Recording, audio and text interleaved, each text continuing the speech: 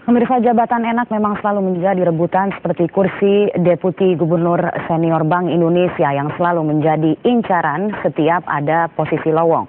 Wajar saja karena sebagai Deputi Gubernur Senior Bank Indonesia, seseorang berhak mendapatkan fasilitas kelas 1, termasuk gaji pun yang jauh di atas gaji seorang Presiden Republik Indonesia.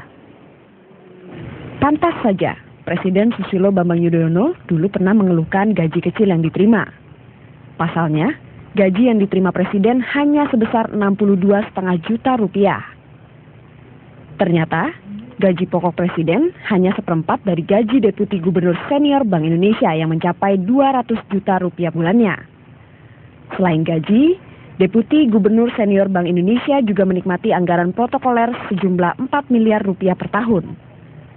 Setiap tugas perjalanan ke luar negeri, Deputi Gubernur Senior juga menikmati tiket kelas 1 seharga $15.000 dengan uang saku semalam sebesar $3.000 Amerika. Fasilitas itulah yang membuat kursi Deputi Gubernur Senior Bank Indonesia menjadi lahan rebutan. Belum lagi, seorang Deputi Gubernur Senior Bank Indonesia berkuasa atas naik turunnya tingkat bunga bank dan fasilitas pinjaman lainnya.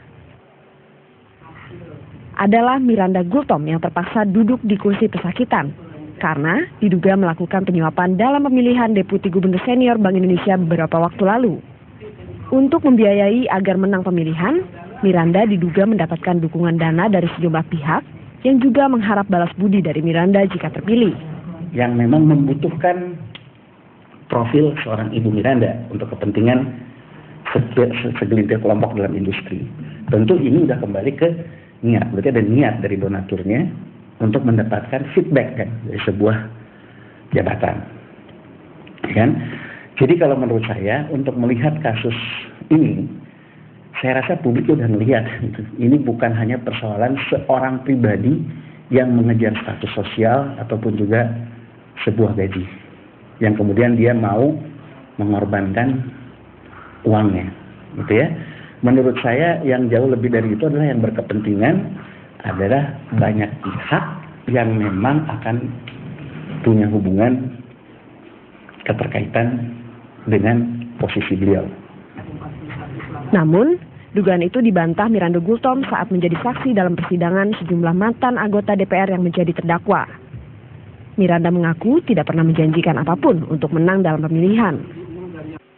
Justru karena saya adalah orang yang tidak bisa kompromi seperti itulah. Saya tidak pernah menjanjikan akan turun kurs, tidak menjanjikan akan turun suku bunga, tidak menjanjikan akan berikan kredit likuiditas seperti sebelumnya. Kini, KPK menetapkan Miranda sebagai tersangka. Dan kelak Miranda Gultom harus membuktikan semua tuduhan terhadapnya di persidangan. Tim Liputan, Metro TV. Pemirsa, beralih ke informasi lain, guru sekolah dasar di Kebumen